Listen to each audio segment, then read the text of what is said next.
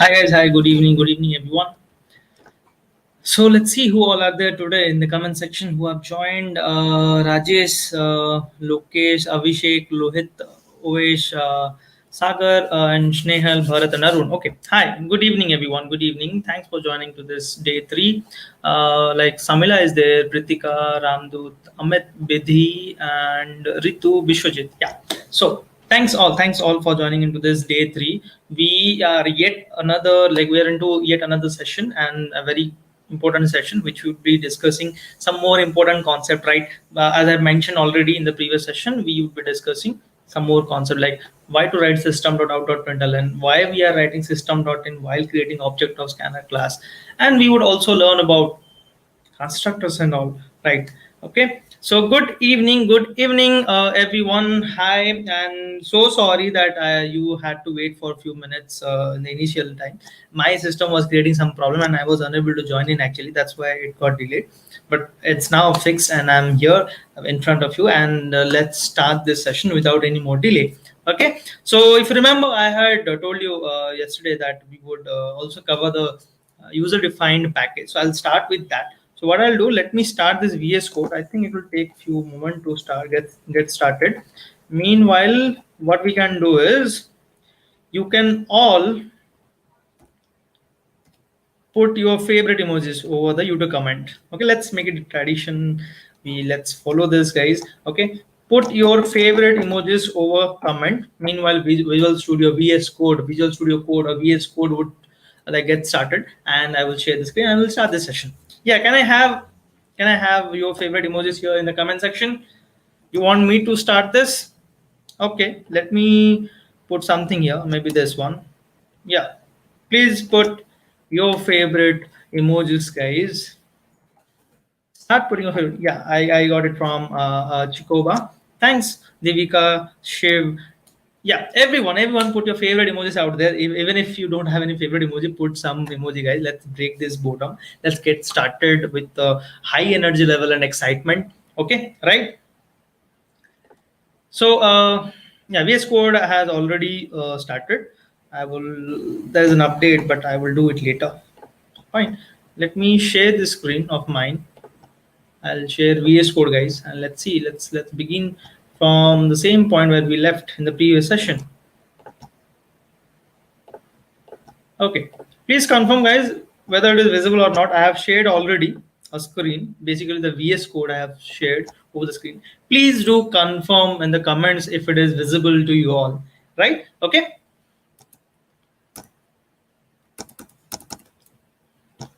Okay, so now what we were discussing, let me first of all create a file today. Okay, that is day3.java. This is day 3. So I'll create a file with the name day 3. So what we are going to discuss today, we are going to discuss first of all, as I've already mentioned, user defined package. Okay, we will understood why we write system.out.print or println, whatever. Why system.out.print? Okay, why this syntax? Why we follow this syntax? Print or println, whatever. We'll understand why this scanner. Why this syntax? New scanner system.in. We will learn this. We would also learn about a constructor. Okay, so this is what we are going to discuss, guys. All this thing. There will be some more details also when we discuss each one of them. We will talk about some other things. Okay, you might have noted it like in the previous session also. I have listed down some topics which we'll discuss. But inside that, when we actually discuss so many other stuff, some tiny details also we discuss, right? Some new things will also learning. Okay, yeah, I forgot yesterday. Yes, because I had forgotten yesterday, but today I remember and I used it. Right, we did it. Yeah. Okay. Fine. Let's start our discussion on this user-defined package first. So for that, I'll just show you guys an example, basically how you can create your own package. Okay, we have already seen how to use how to use classes from different built-in packages. We also discuss about a default package and non-default package. We discuss about import, right? We imported the scanner class. Let's now create our own package, user-defined package. Okay, how do we do it? So this first of all, write a simple program. Let's say class test. Okay, right? And here maybe I'll just have a simple program, okay, which would print something here. Okay, maybe hello coders. That's it. Okay, right? I don't want println, I want print. That's it. I want this. But the thing is, I want to create a package. I want to store this class test inside a package. I want to create my own package.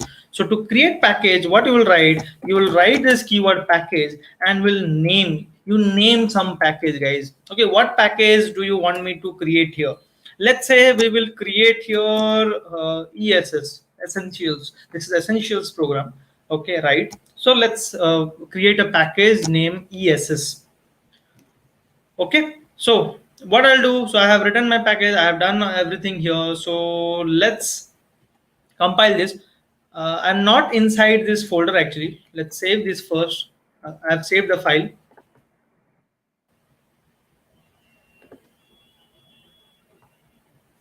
Okay.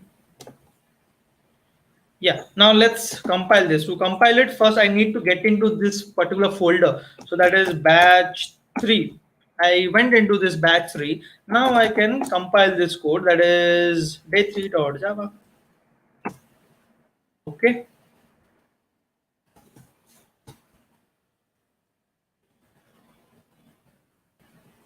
And you see there is no error. There is no error. But the thing is, guys, if you see there is no package created also on the left side, on the left panel, where it is showing all the files and thing, you just have batch 1, batch 2, batch 3 and this list of files. We have not created package. So this is not the correct way to create package. The code is fine. Code, there is no mistake in the code, guys. Code is completely fine. This is how you have to write the code in order to create a package. If you want to create a package with the name ESS, then you have to write package ESS before this, like on the top. But there is problem with this statement actually, this command. When you compile, this command for compilation will not create package. It will just compile your code and will create that class file test. Okay, if you want to create package of with this name ESS, you need to follow a different command, and that command is java c, give a hyphen. Okay, write d stands for directory. Then you write the location where you want to create the package. I want to create the package in the current location inside this batch 3 folder. I'm right now in batch 3 folder, inside batch 3 folder. I want to create my package inside batch 3 folder. So just put a dot. Dot means current location. Now, wherever I am right now, create a package there. Okay. And then this file name, day3.java. Now you compile it and mark on the left side, guys, there would be a package created. See here, ESS, there is a package created with name ESS, and if you open it, it would contain this test.class, this class. Okay, this class has been created there. What I'll do is, let's say I will delete this. I'll show you again. Maybe I would change this class name to test package, let's say. Okay, test package. My class name is test package, let's say. So let me save it and let me compile this again. But please mark the command, guys, to create package. The compilation command is different. Java C space hyphen D. D stands for directory, and then this is the location. Dot means current location. Right now, wherever you are right now. I'm in batch 3 actually. I'm inside this path. I'm in batch 3 right now. So in batch 3, I want to create a package with the name ESS. So when this package will be created, this test package class file should be created inside this package ESS. So let's execute it, hit enter, and you see there would be a package called ESS, and inside ESS, there's a class called test package.class. Okay, Now, this is how you create a package, how to execute this code. So you will write same thing like test package. We have learned this, right? Java class name is supposed to execute the program. So let me hit enter. Let's see what happens. It is giving me some error. It says could not find or load main class test package. The reason behind this is, guys, now test package is not outside. Test package, you are in batch 3. Test package is not available in batch 3. It is available inside a package called ESS. So if you want to execute this test package, then you have to write ESS dot test package. Now it would execute, and see, we are getting the output hello coders. So this is how you create your own package, guys. This is how we create user-defined package, and this is how you execute a class that is present inside the package. I hope you understood, guys. Please let me know in the comment section here that you have understood how to create a user-defined package, like your own package, and how to execute a class present in that package. Okay, please let me know over the comment, guys. Is it clear to everyone? This package concept, user-defined package, how to create your own package and all. We would move to a different topic now. Okay, we'll move to a different topic, that is why we are writing system.out.println. Okay, system.out.println. That is what we would now learn. System.out.println or print, whatever, println.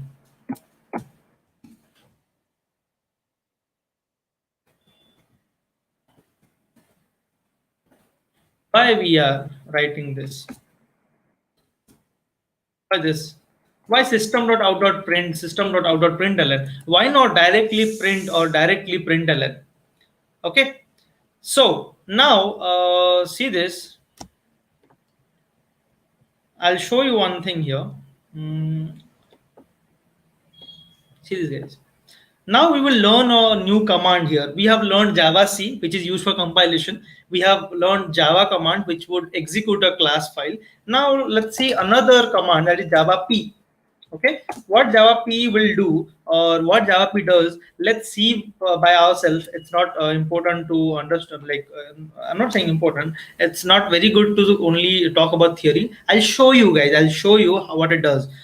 Ramdut, I hope you have registered for this program. I hope you're putting attendance for all these sessions. Actually, okay, you put all attendance for all these sessions, and also you submit all the assignment in the assignment form.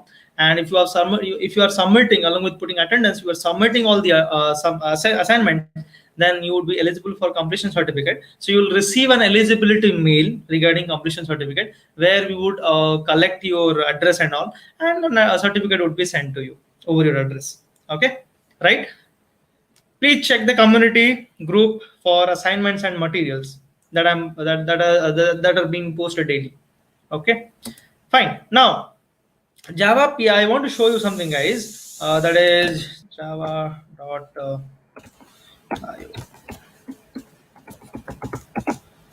Okay, so there is a class here known as printstream, which is present in IO package. So IO is one of the built-in package. If you remember, we have discussed IO is one of the built-in package, guys. And inside that IO package, there is a class named printstream. What Java P will do is, Java P will show you, will list down all the members of printstream class. Let's hit enter and see ourselves. See for ourselves. See, these are all the members of printstream class. And somewhere you would also find here, if you see mark here, see these are the print and println methods. This print and println methods are there, guys. This is what we are. This is what we are using for printing purpose. Print and println. There are so many print and println overloaded methods are there, right? Okay. Yeah. So print or println, these are actually members of printstream class. So if it is a member of printstream class, nowhere I can use it directly. I have, or I need object of printstream class. Okay, someone might say can't we call it through class name? To call it, like, if we to be able to be called by class name, it should be static member, right? And if you see this print and println, no one is static, no static keyword is used. That means these are not static method, these are non-static methods of print stream class. If I want to access, if we want to access any of this like print or println, then we need object of print stream class. Okay, right? Link, Mr. Sinha, it is there in the description. Vaidehi, can you also please put out the link again in the comment section? Yeah, so in order to access print or println, we need object of print stream class. This is pretty much clear. We have been discussing this from the day one, right? So I need object of print stream class in order to call this print and println. Now I want to show you something else. Java.lang.system class. There is a class system which is present in lang package, the default package. Let's see members of system class, guys. If you check out the members of system class, see here, the second member here is out, which is object of print stream class. Okay, this out is object of print stream class, which is present here in system class. Okay, and this is a static member, guys. So out, which is object of print stream class, is present as static member of system class. So I need this out in order to access, in order to use print or println. I have to write out.print or out.println, because I cannot directly write print or println. I need object of print stream class. And print stream class object, we have it here in this system class, guys. The name of that object is out. So I need to write out.print or out.println. Okay, this part, this is one part, first part. Second part of this question is, now out here is present, or it is a member of system class. So I cannot use out directly. Out is again member of system class. So I cannot write out.print or out.println. If you want to use out, you cannot use it directly because it is a member of system class again, right? But the thing is, it is static member. It's a static member, and we already have learned, if you want to access static member of any class, you can either use object of that class or you can use the class name. Okay, it is advised that you use class name. So anyway, you can also access it through object, but here we don't need to create object. I can access, I can use out by the class name system. That's why we write system.out. To use out, we need to write system.out. Okay, to use print and println, we need this object out. So we write system.out.print or system.out.println. Is it clear, guys? Please let me know in the comment. Is it clear, everyone? Why system.out.println or why system.out.print we are writing? Because let me just repeat it once again so that as a quick summary. Print or println method, this method, print or println, are non-static methods of print stream class. Okay, so in order to access them, I need object of print stream class, right? Object of print stream class is present as static member in system class. Okay, so in order to use out, I need to write system.out because it is a static member of system class. And in order to use like print or println, I need this out. So that's why we write system.out.print or system.out.println. I hope everyone is clear with this concept. It's a very important, very important concept, yet very easy concept. I hope everyone understood. Okay. Why do you want to import system? System is present in lang package, and lang package is default package. Why do you want to import? You import something which is present in non-default packages, which is not present in lang. Rather, it is if it is present in other packages, then you go for import. Whichever class is present in lang package, you don't have to import. You use it directly. You use it directly. Directly write system.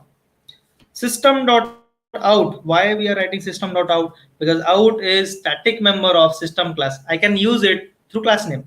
So system.out. And to use print and println, I need this object out. Right? Out is object of print stream class. So, and print and println cannot be accessed through class name. We need anyhow we need object of print stream class because those are non-static methods of print stream class. Okay, those are non-static methods of print stream class. That's why we write system.out.print or system.out.println. Clear? Everyone? Shiv, Ankit, is it clear now for you? Is it clear now or not? Tell me. Okay. So print and println are non-static members of print stream class.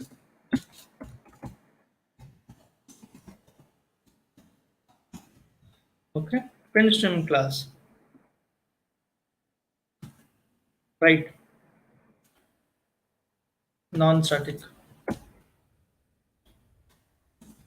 It is present in which package? IO package. Okay, java.io package. Right. So to call print or println, we need object or print stream, obviously. Okay.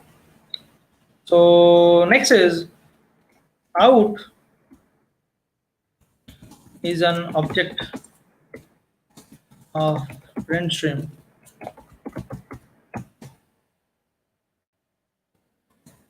which is present as static member of system class. And system class is present in lang package, java.lang package, default package.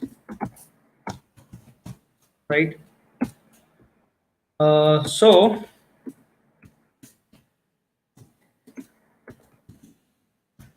we use out, we write system.out, and consequently to use print, we write system.out.print. That's it. This is the answer. Okay, right? So this is how this is how we understand, guys. Okay, why do we write actually system.out.print? I hope you understood. I have also written it down here, so you can fetch it when I upload this material over the community actually. Okay, I hope after this you can understand. After this explanation, this is pretty much clear, short and crisp, and yet very clear explanation for why we write system.out.print or system.out.println. Right. So this is done, guys. Let's move on to the next thing. That is the next thing we have. Is it necessary? Yeah. Constructor. So constructor. What is constructor, guys? What is constructor? Who can say what is constructor? It's a method. It's a method whose name is same as class name with is a method. First of all, it is a method, guys, whose name is same as class name, but no return type. No return type. Okay, not even void. Even you don't write void, nothing. Don't write anything here. No return type, absolutely no return type. But method, it is a method. Okay, and it would be same as the name of the method would be same as the class name. Like if you have a class test, then its constructor would look like this. Okay, if you have a class test, then constructor of this class test would look like this. It's a method. That's why we have this parenthesis, and the name of the method is same as the class name. Also, it doesn't have any return type. It won't have any return type. This is a constructor. Understood, everyone? What constructor is? Clear what constructor is? Now, coming to a different topic, we'll discuss this constructor in detail. But before that, I'm coming to a different question for you now. Whenever, guys, whenever I'm writing this class, let's say demo OB equal to new demo. Okay, we already have discussed that this Chikova, no, it may or no, it is not like may or may not. It won't have a return type. There is no question of may or may not. It won't have a return type. Okay, right?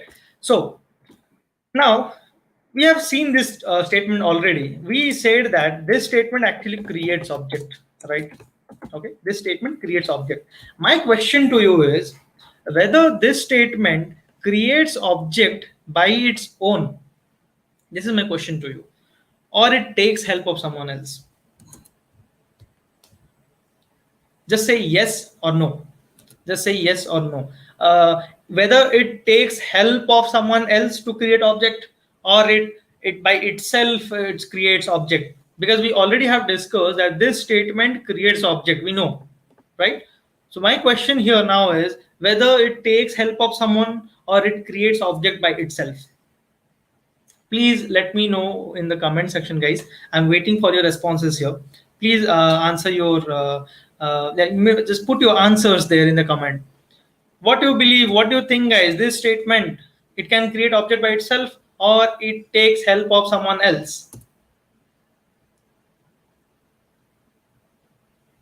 Okay, so Chikawa here mentioned something, uses default constructor and all, and yes, that is correct. Those who are mentioning by itself, no, that is wrong.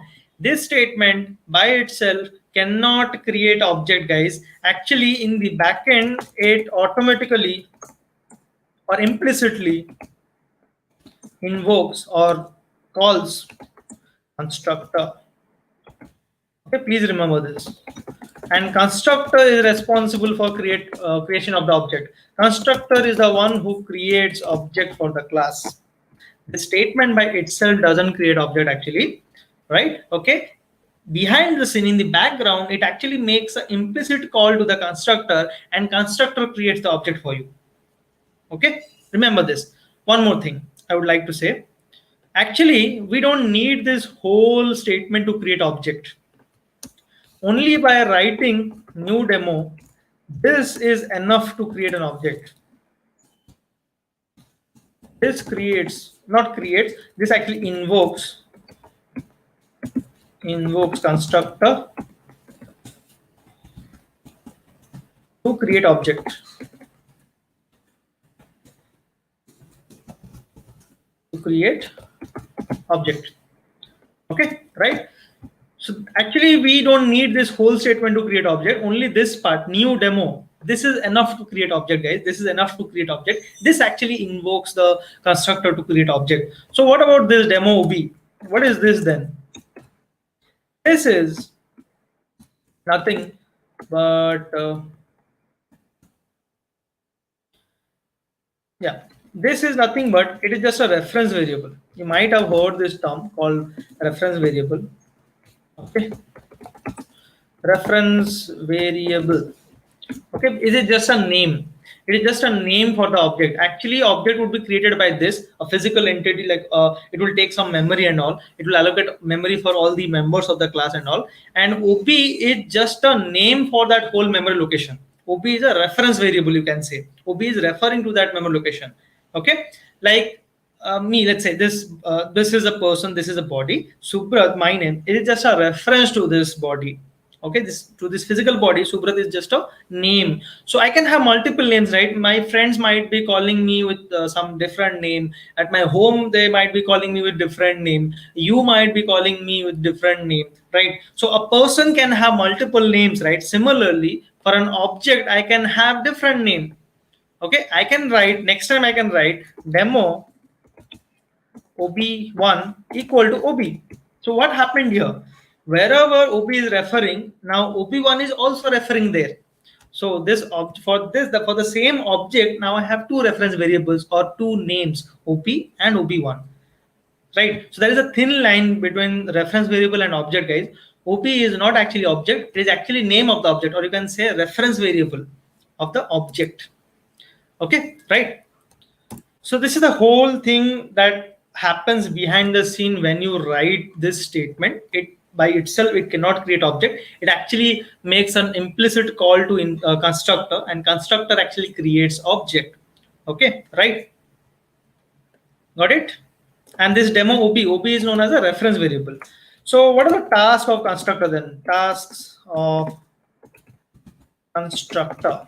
What are the tasks? First is we just now discussed creating of object, creates object. Okay. Second task is it initializes the object. Initializes the object.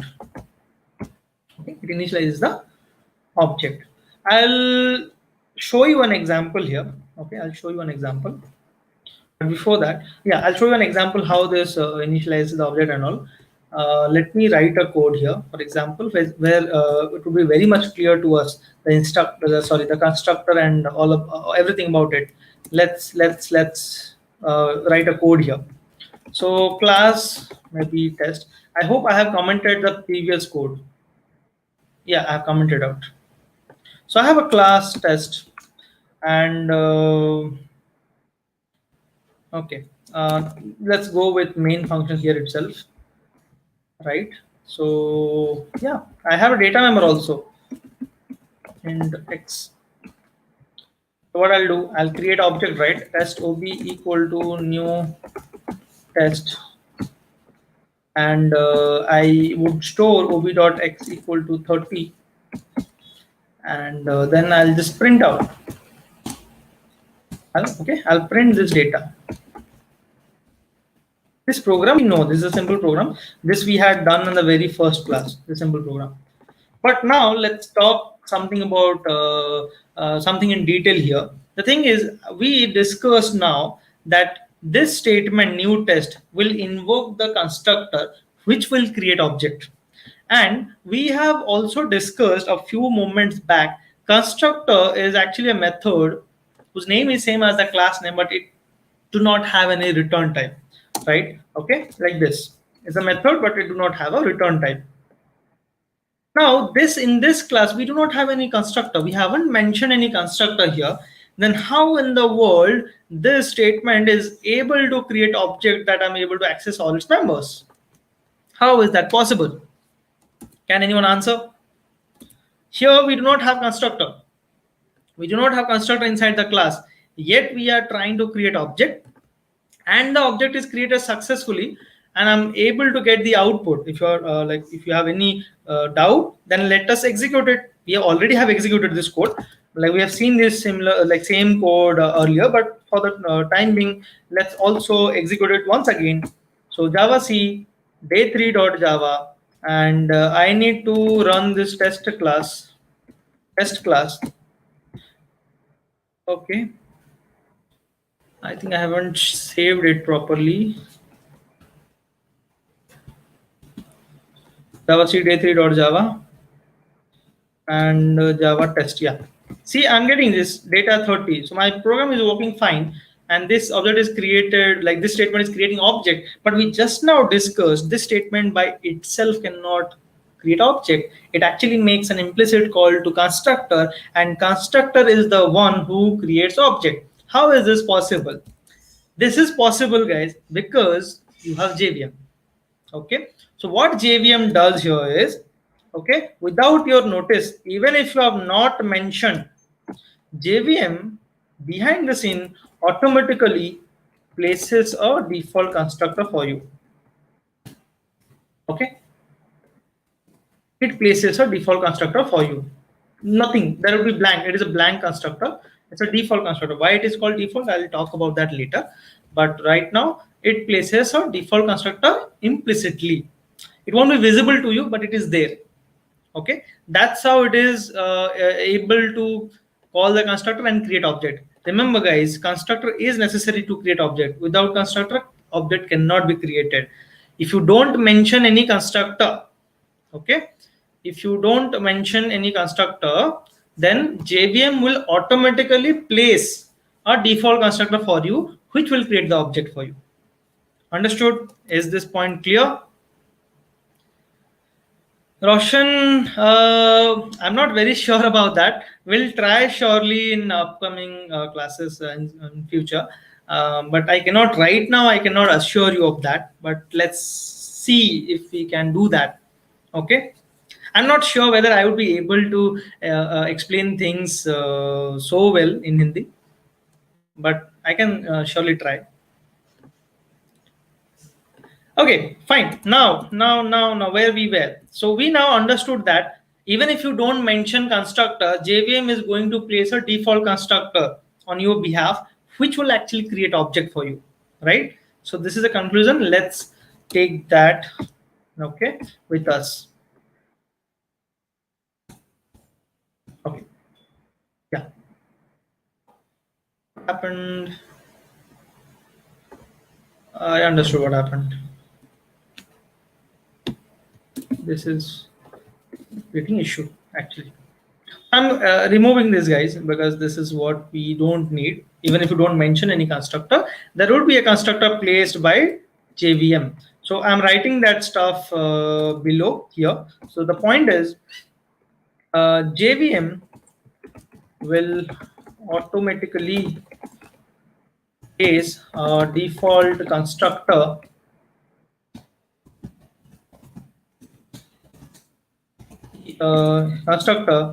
if user do not place any constructor. Please mark my word. Okay, if user do not place any constructor, only then JVM will automatically place a default constructor which will create object for you. Okay, so if I'm saying here that if user do not place any constructor, that means there are some other types of constructor too, right? So let's discuss that out. Okay, let's discuss out what are the different types of constructor and what is the difference basically between them. Okay, right? So let's do that here. Types of constructor. Default constructor and parameterized. My bad. Default and parameterized, guys. The spelling. I hope the spelling is correct. Okay. Some people will argue here that there is also a copy constructor, but I would like to keep the copy constructor inside parameterized only. Okay, right? You'll understand why I'm saying this. So I'll give you example for both default and parameterized. Right now, let me just show you here. If you consider a class called test, then your default constructor is this. Okay, default constructor is this. If you go for parameterized constructor, then it would seem like this. Int or float or something. The point here is it will take some argument. Parameterize, it will take some parameter, it will have some parameter.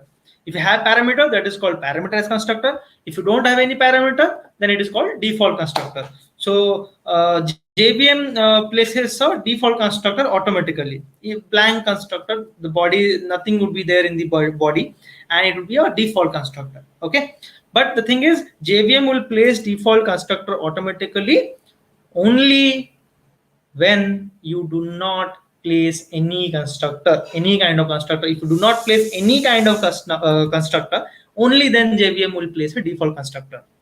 Okay, right? Now, see this.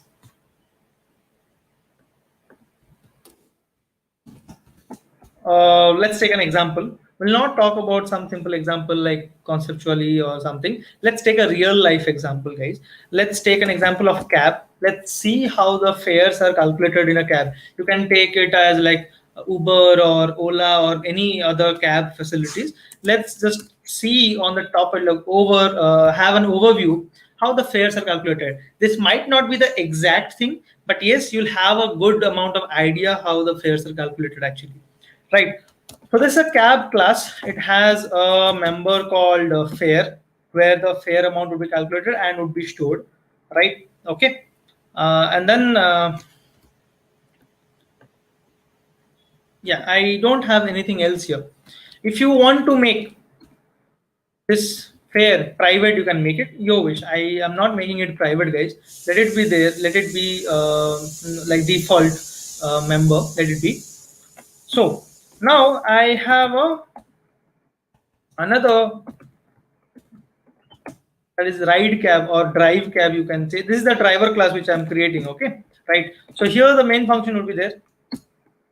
So what I would like to do is, see guys, I would like to book a cab.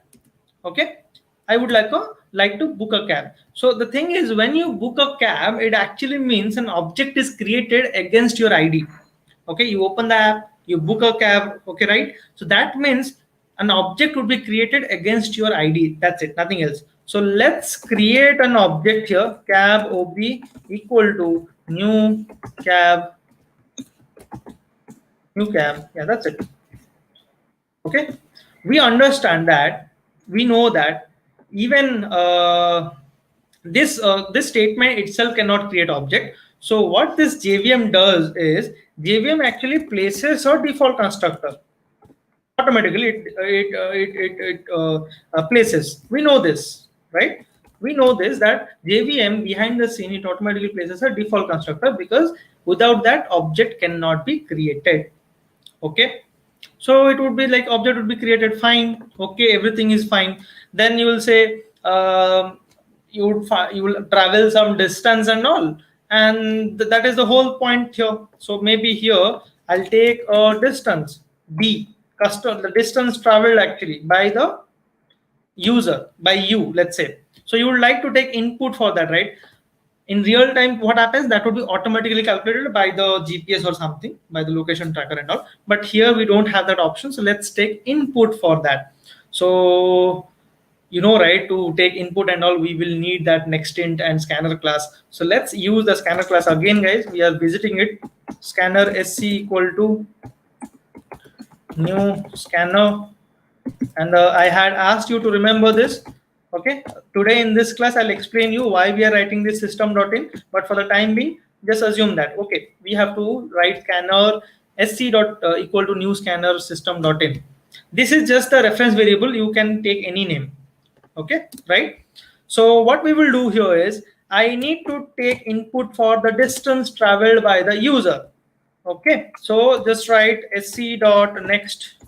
Let's take integer distance. Let's not make it complicated. You should actually take floating point. The distance should be floating point number. But for the time being, let's be happy with integer, guys. Okay. So what I'll do is, I'll just give a output statement actually here, just to enter the distance traveled. Okay, enter the distance traveled by the user. Will enter it, and according to the distance, the fare would be calculated, right? Okay, and we know that I cannot use this scanner directly. I need to import it. So let's move up and import that as soon as possible. Import java.util.scanner. Right now it would be fine. Now it would be no error. It will not show any error now. Right now it will work fine. So I have the distance with me. Let's say per distance 10 rupees, guys. Per kilometer. Okay, per kilometer the cab charges 10 rupees. So overall fare would be 10 into whatever the distance is. Whatever the distance is, right? And finally you can just print out. Okay, you can print the fare, the total fare, or maybe the total fare is ob.fare, and this will print you. Right? Let's execute this code once. Let's see what it is printing, whether it is working fine or not, just to make sure. Then I'll change here something. Java seed a3.java. Okay, and Java, we need to call this ride cab. Enter the distance traveled. So distance travel, let's say 6 kilometer. So it should give me 60 rupees. Yeah, total fare is 60 rupees. We are getting it. So it is working fine. Just some changes I'll make. Rupees. Okay, right. and this I don't want println. I will just use print here.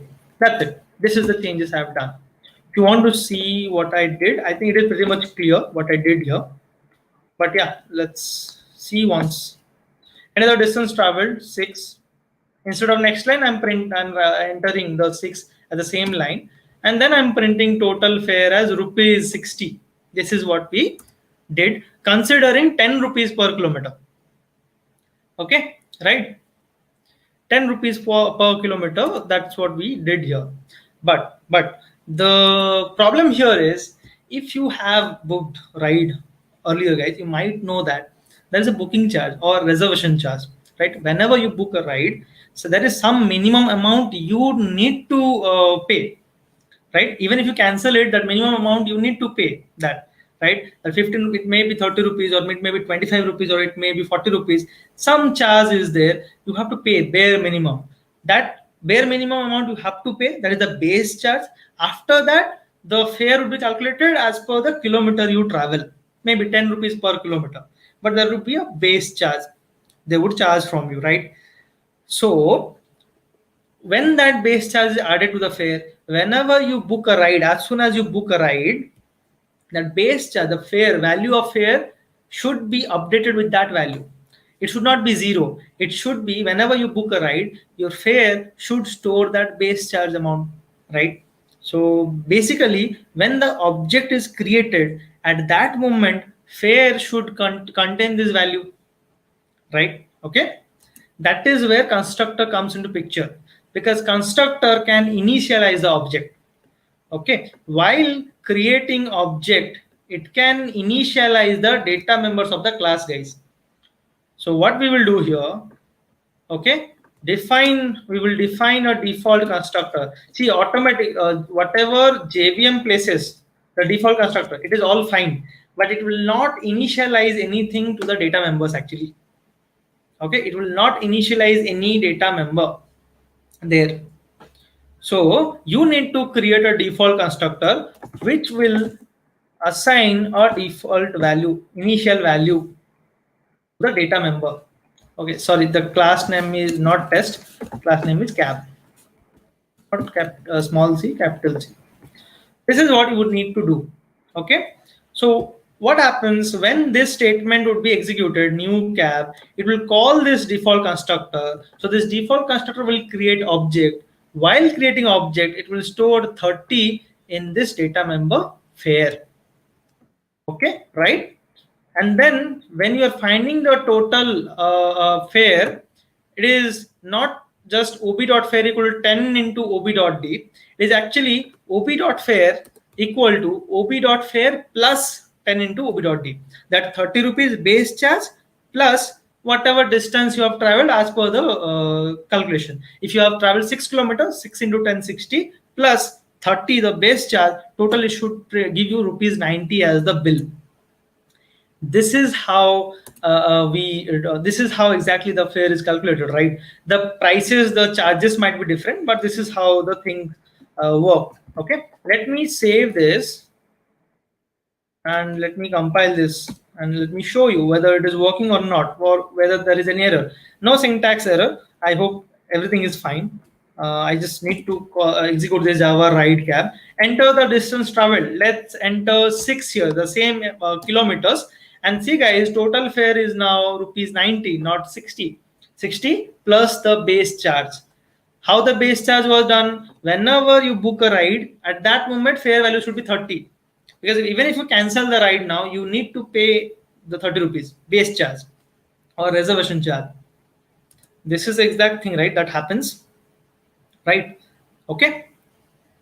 Is it clear? The work of both the task of constructor, one, it creates object, second, it initializes the object or initializes the data members.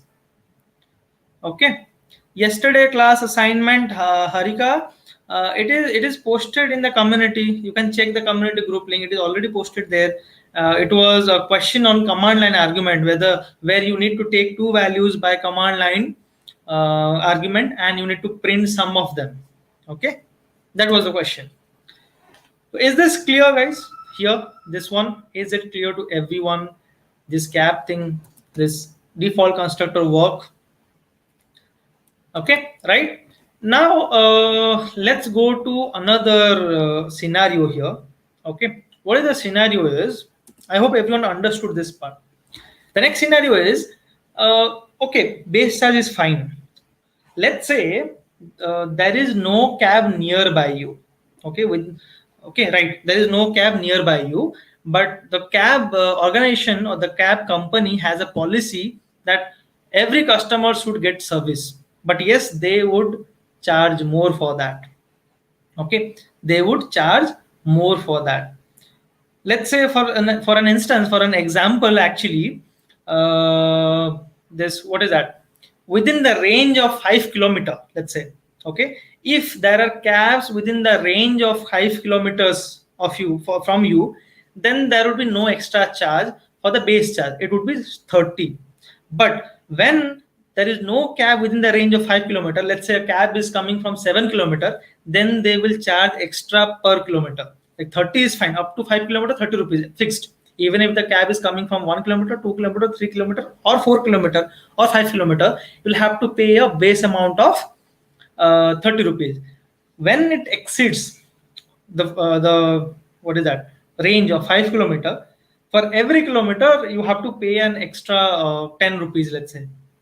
Okay, let's say cab is not cab is coming from 7 kilometer to pick you up. Okay, so the cab company has a policy, like the driver also should not face any loss, so they would compensate them. So for that extra 2 kilometer, they would pay the driver 20 rupees, which they will collect from you, obviously, right? So for up to 5 kilometer, 30 rupees is the base charge. Beyond that, per kilometer, 10 rupees extra they would charge you. Now guys, what happens now? It is not fixed. You here cannot just say that every time it would be 30 rupees the fair value. Now it is not in your control. Now there is one more scenario came into picture here, that the cab may be available within the range of 5 kilometer, but sometimes it may not. It might come from a far away distance, maybe from 8 kilometer it might come to pick me up, so I have to pay more. So fare would be calculated differently. Now it is variable. The value of the fare would be variable now. It is not constant, right? Okay, so in such places, your default constructor won't work, because default constructor, what it will do, it will just store it will just assign a default value, default initial value to the data member. And now the value is not fixed. We are not sure. It will depend on the distance from where the cab is coming to you to pick you up. All right. Okay. So let's take that distance here, guys. Let's take the distance. CD, it stands for cab distance. Distance of cab from user, let's say this. Okay, CD will store distance of the cab from user, the distance cab needs to travel to pick you up. That's what CD is, let's say, right? So obviously guys, before booking it shows you, right? Here we will take input, but actually when you open the app, it will show you the cab, like, even if it doesn't show you, they know it, right, already. What is the gap between what is the distance between the cab and you from the location? They will take your location, they will take that cab's location. Actually we had done a system design program, guys. I had taken that. There I had talked about this in detail, actually, how they take driver's location, how they take your location, and that is being done. Okay, fine. Let's not get into that. But it is very related to that, actually. So they have your and cab's location, so they know it. So they know the distance between the cab and you. But right now here we don't have those GPS system and all. So we need to take input for that. Okay. So let's take input for that. So here, to take input, I would need scanner beforehand. So I'm actually taking it here. Okay.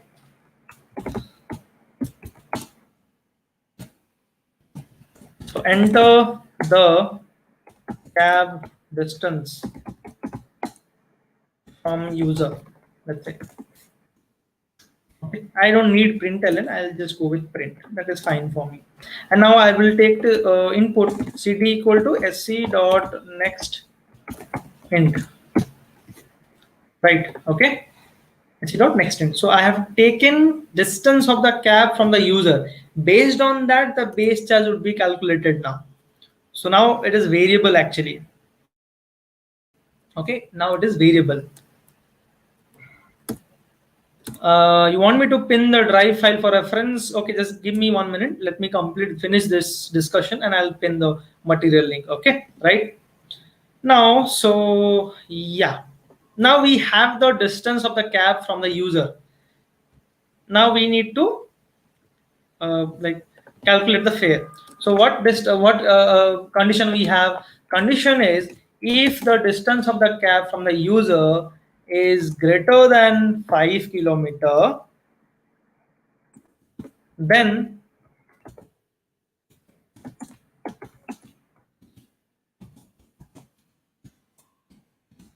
it has to pay more. Like 30 rupees is the base fare, fine, up to 5 kilometer, plus for the extra kilometer it has to pay 10 rupees per kilometer, right? Okay, so what is that? It is basically CD minus 5. Let's say cab is coming from 7 kilometer, so 7 minus 5 is 2, and for that extra 2 kilometer you have to pay 20 rupees, 10 rupees per each kilometer you have to pay, right? So this is what you need to send here while creating object.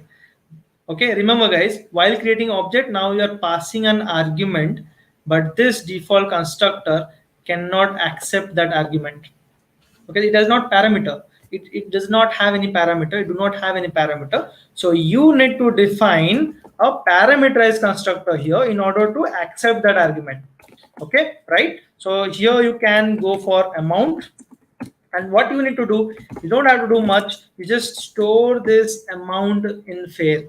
Just assign amount to fare. Your fare will be updated with whatever value you have sent from here. Let's say the cab is coming from 7 kilometer, so it would send 30 plus 2 into 10, 20. 30 plus 20 is 50.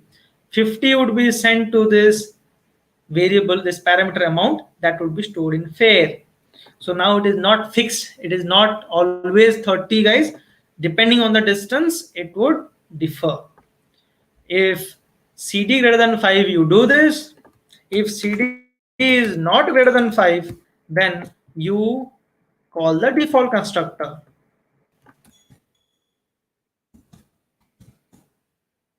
Okay. Is it clear up to this, guys? Please let me know in the comments. Is it clear up to this or not? Yeah, I'll share. Please let me complete this. Let me finish this discussion. Otherwise, like it would be like I'll have to start explaining from the beginning actually. Okay.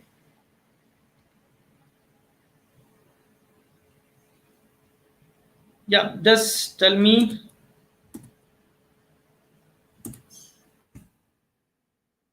Is it clear this part? Up to this, what I did, I used here a parameterized constructor, guys. Okay, so that it can take argument as per the scenario. It will not always assign 30 to fare as per the scenario. Okay, however you are calling the object. Okay, if you call this, if you create object this way, it will call default constructor. If you create object this way, it will call parameterized constructor. So this actually invokes parameterized constructor. Okay, right? This invokes parameterized constructor. Understood this? Okay. Great, great. Okay. Now, okay. So if cab is coming from a distance more than 5, then base charge is 30. For that extra kilometer, it has to pay more. Okay, as I have given example, if the cab is coming from 8 kilometer to pick you up, for first 5 kilometer it is fixed 30 rupees. For the rest 3 kilometer you have to pay 10 into 3, that would be 30 more. 30 plus 30, 60 would be sent to this parameterized constructor. Okay, that 60 would be assigned to this fare now. So it is variable, it is not fixed. Okay, up to 55 kilometer, up to 5 kilometer. If cab CT is less than or equal to 5, then this statement would be executed and always the fare value would be 30. So one thing is very much clear: up to 5 kilometer, fare value, the base charge would be 30. Base charge would be 30.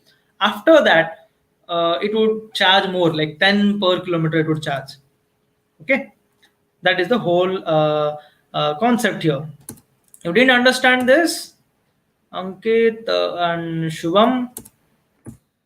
Okay, it is supposed, it's not supposed to be that difficult, but yes, okay. I'll let me like explain in short this what I did here.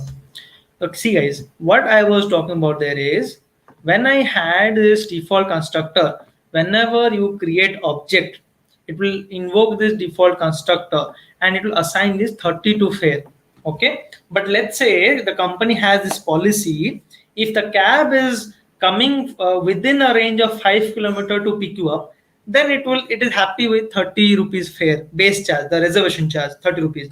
But let's say there is no cab nearby within the range of 5 kilometer, and the company has this policy: every customer will get service, it would give service to everyone no matter what.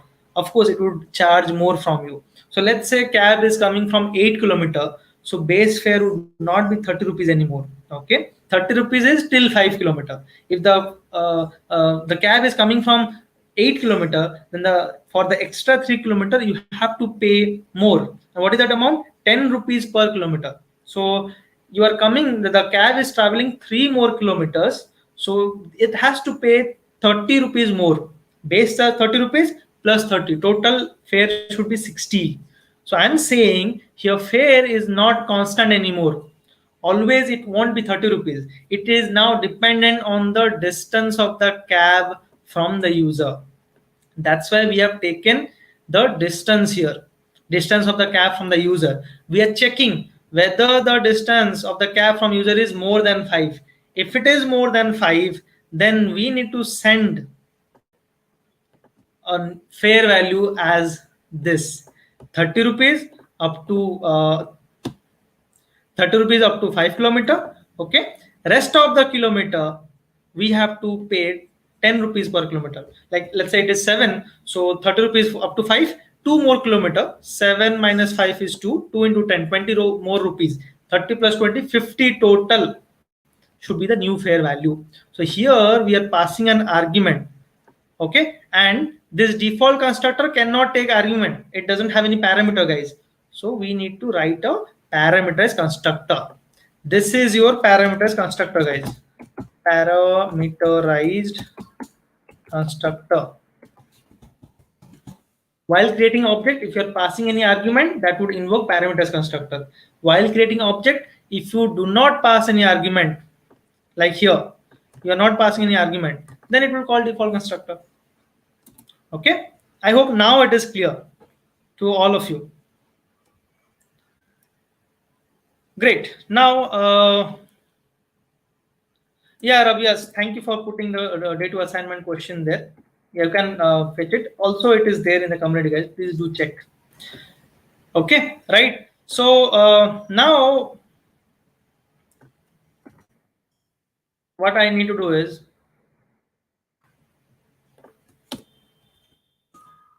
I pasted it here, guys.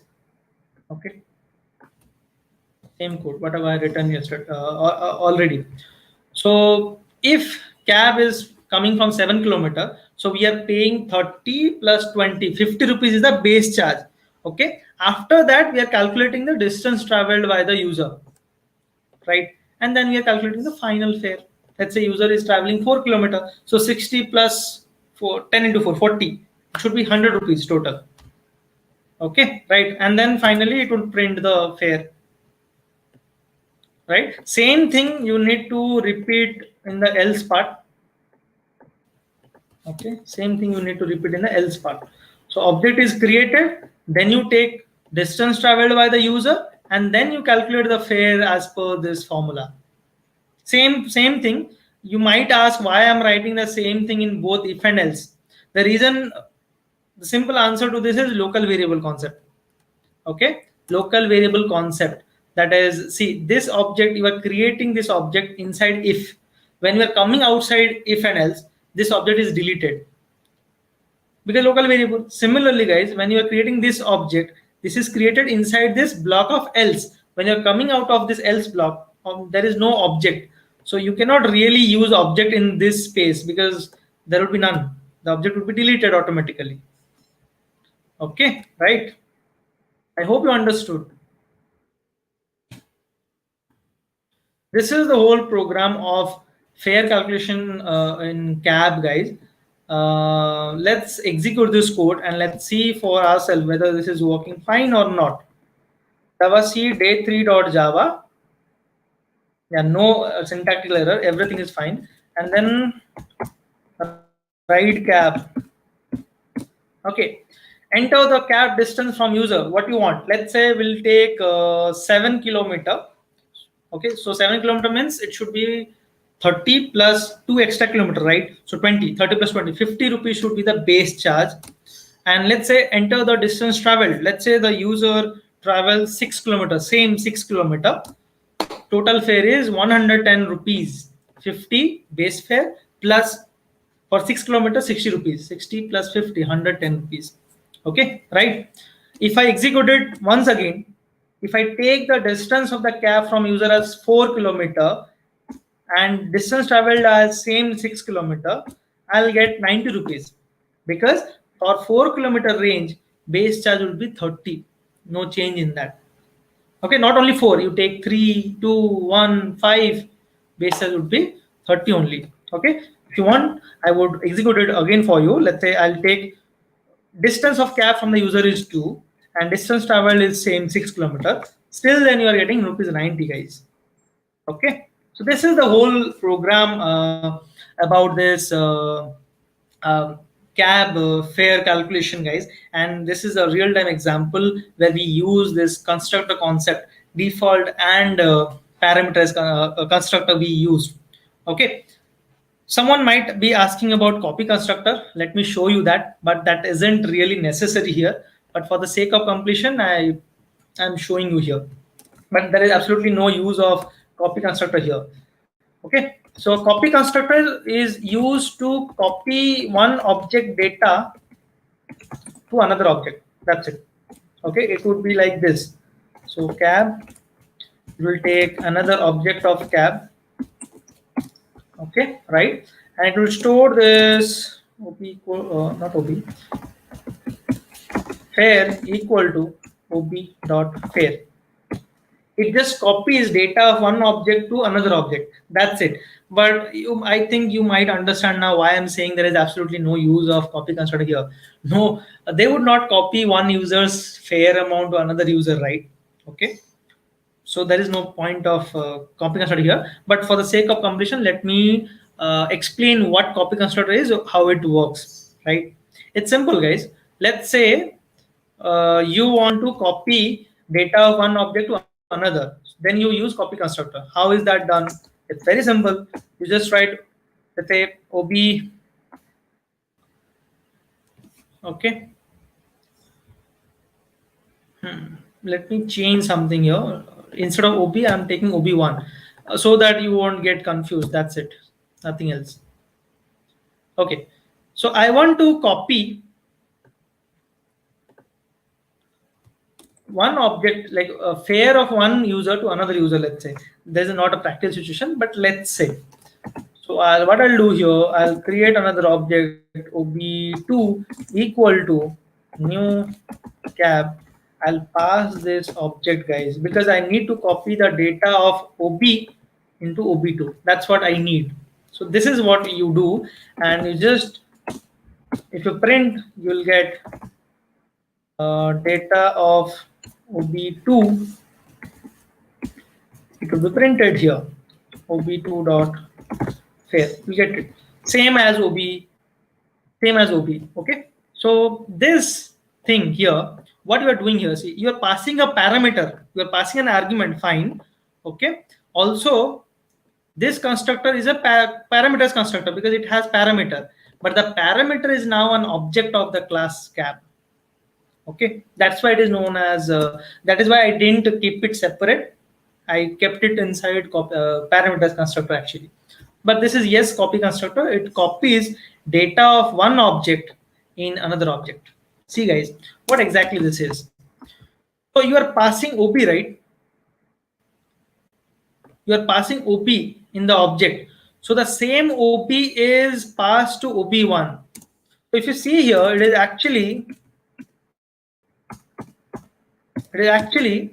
OP1 is assigned by OP. Okay, OP1 is assigned by OP actually here.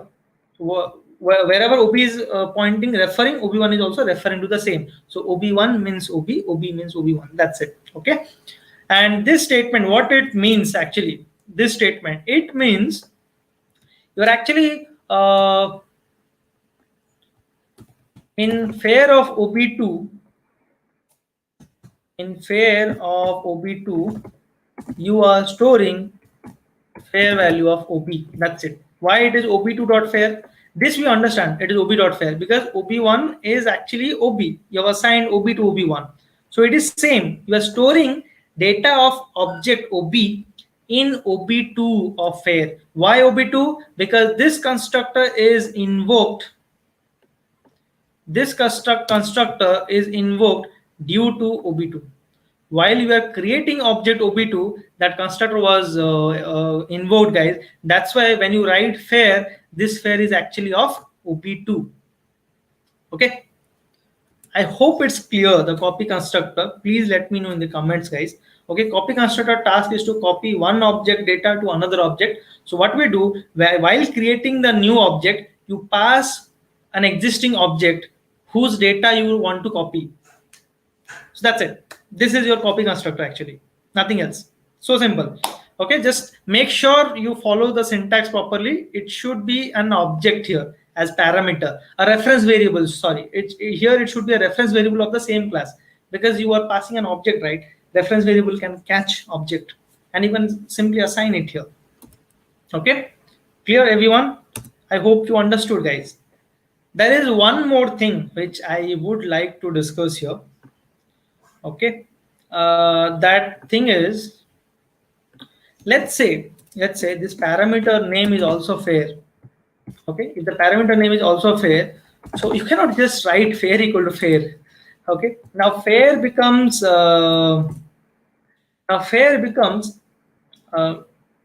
local variable. So this fare will also mean this local variable, this parameter.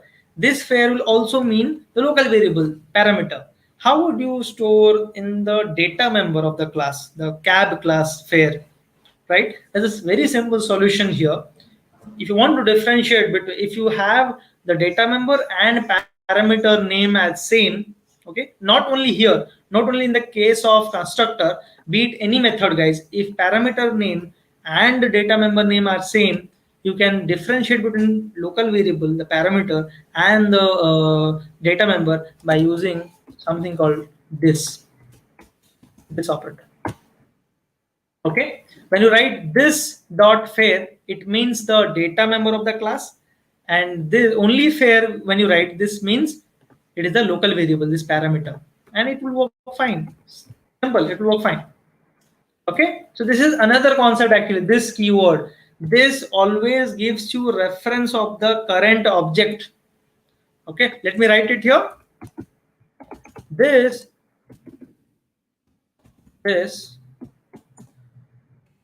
gives reference of current object being used. That's it. This gives a reference of current object being used.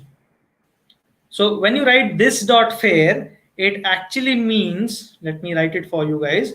This actually means for which object this cab is called, for OB object, right? So this means actually OB dot fare equal to fare. That's it, nothing else. It actually means this.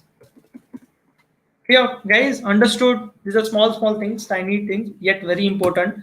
Okay, might be asked in some interviews, what is this keyword? Similar to this in C++, there is this pointer. There that is pointer. In Java it is keyword, this keyword. But the theory behind the thing, the concept behind it is same, guys. It will give you a reference of current object. Okay, right? I hope everyone is clear with the entire constructor chapter. I need some more time here. It's already like 8:54. I might not be able to finish up with 9 p.m. I might take more 5 minute, guys. Anyway, we started late today, so please excuse me for that. I'll take more 5 minute of yours, because I want to tell you that why we send system.in while creating object for scanner class actually. Okay, everyone want to know that, right? You want to know why we are sending system.in while creating scanner class object? If you don't want to know, then I'll not continue. I can stop this right now here. But if you want to know why we are sending system.in while creating scanner class object, then we'll continue. Okay, it depends on you guys. Whatever you say, I will go according to that. But I'll just comment this now. So when I send this material to you, what you do is you just uncomment and work it out, guys. Try to run those codes and all. Okay. Assignment for today. Okay. Assignment for today would be you have to submit this fare calculation, cab fare calculation project. It's a small mini project, guys. You need to submit this project. Yes, I have done it completely, but don't just copy paste. Do it with do by your own and submit that. Yes, remember to remove the copy constructor part, because that is not a part of this project. That I have just used only to make you aware of the copy constructor, but that has no sense here in this project, guys. Okay, right? Okay, great. Now let's talk about that system.in, like why we are sending system.in. So for that, again, let's see the scanner class members. Java P scanner class is present in util package, right? So Java P java.util.scanner. Let's see the members of scanner class here. Okay, let's go up a bit. You can see, guys, these are the members, right? Next float, next double, okay, next long, next int, excuse me, next sort, next byte, okay, next line somewhere you will find everything. Okay, you can check it out later on your own. My point is different right now. My intention is different. Yeah, these are the constructors, right? See, these are the constructors available in scanner class, and you see there is nowhere a default constructor. Nowhere there is a default constructor. That is why you cannot create scanner ub equal to new scanner. You cannot just write scanner ub equal to new scanner, because there is no default constructor here. So all are parameters constructor. And you remember, guys, if you have mentioned any one constructor, then JVM will not place a default constructor automatically. When you do not place any constructor, only then JVM will place a constructor. Okay, I think you now understand what is the importance of default constructor. And it is always suggested that whenever you are putting a parameters constructor, along with that you also put default constructor. Okay, right? Because when you define parameter constructor, JVM will not place a default constructor. Okay, right? Got it? And if you want to, then if you just call, and then if you just create object without passing any argument, like this way. Okay, let's say you have only mentioned the parameters constructor, you have not mentioned default constructor. So JVM will not place default constructor by your own, and you somewhere you have written this statement. This will give you error, because this will look for default constructor and you don't have a default constructor in your class. So it is always suggested, write a default constructor along with your parameter constructor. That's a good practice, because somewhere or some or other time you might need default constructor, guys. Okay, and I think now we understand that why we cannot create object of scanner class by just writing scanner sc equal to new scanner. Okay, that is for sure. Right now we understood. But why do we need to send system.in? Okay, why do we need to send system.in here? Let's now understand that. Okay, why do we need to send system.in? Yeah, we understood that default we cannot like cannot create object of scanner class without passing any argument, because there is no default constructor present there. So let's understand why system dot in now. Okay, right? So guys, if you check the system dot in members, okay, if you check the members of scanner, the constructors of scanner, if you mark this one, see this one, okay, it is taking an argument. Basically it is taking object of input stream class which is present in IO package. I hope you can see this, guys. Okay, I have checked this, like I have marked this, highlighted this. So this scanner constructor takes object of input stream class which is present in IO package. So I need object of input stream class here. While creating scanner class object, I need to pass object of input stream class. Okay, right? And if you might not have noted there, but let me show you once again. Actually, java p java.lang.system. If you check the system class members, see the first member, guys.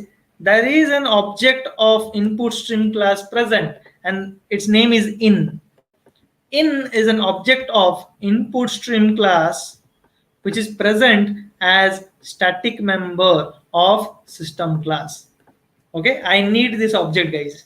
I need to pass this object in while creating object of scanner class, and I cannot write just in because it is member of system class now, and it is a static member, so I can access it using class name system. That's why we write system.in. We pass system.in while creating object of scanner. I hope it is clear to all of you, guys. Please let me know.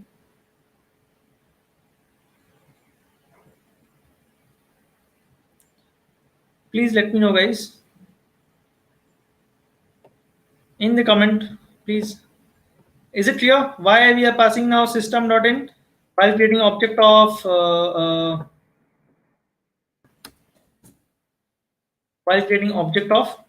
scanner class? Is it clear?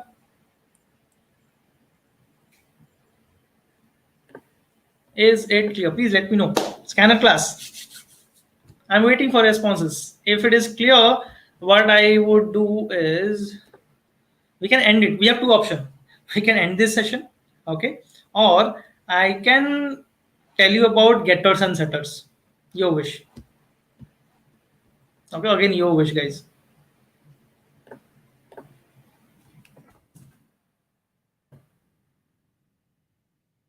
Clear, right? Everyone now can answer, right? Why we pass system.in while creating object of scanner class? Because scanner, first of all, scanner class do not have any default constructor, so we really cannot create object without passing any argument. We need to pass argument, and we saw there is one constructor which is taking object of input stream class. We are actually calling that constructor. Okay, we need input stream class object to pass in, and input stream class object, there is an input stream class object we have already. The name of that object is in, but it is present in system class as a static member, and I need to pass that in here. So to use in, I have to write system.in, class name dot in, right? Because it is static member. Okay, you need the previous class material link, right? So I'm putting it in the chat. Okay, day 2. I think you should check the community regularly, guys. It is there already. But anyway, I'm also putting it here. I think my system is hanging a bit. It's getting hanged. It is getting stuck actually. I'm not sure why, but yes.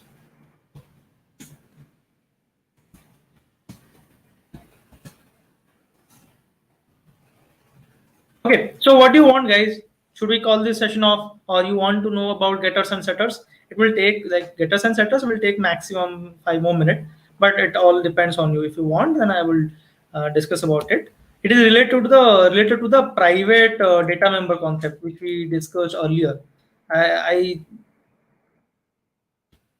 I might have discussed there, but yes, even now it is not very late. You can also discuss it now. This is day 2 material, guys, which I have posted. Okay, you are asking about it or for it, so I have posted it. This is day 2 material, not day 1. Okay, right? Okay.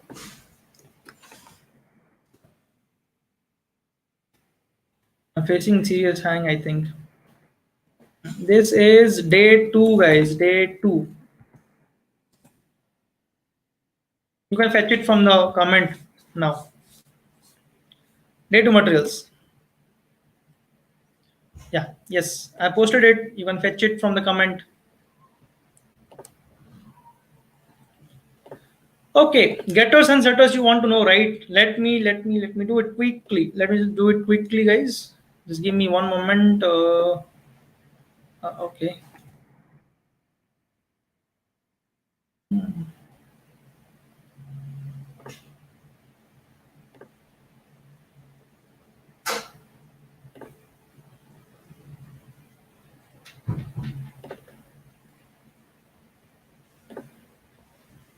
Okay.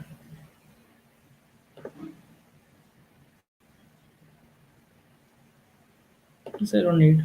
This is fine. Okay. So see this program, a simple example. Quickly, I'll just show you guys one more example actually.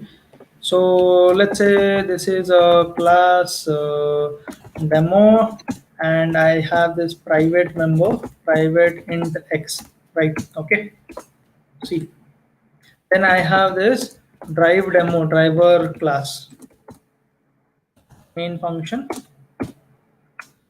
So first of all, what we do, we create a demo class object, right? So demo ob equal to new demo. Okay. The thing is, we want to take input to this x. Okay. Take input, or maybe I just want to assign some value to x. The problem here is I cannot access x here. The reason behind this is x is a yeah, x is private member of demo class, so I cannot use x outside the current class. That's a problem. Okay, so in order to access private members, there is an indirect way, and that way are getters and setters. If you want to set a value to this x, then you define a setter method, which is this, you can say int val.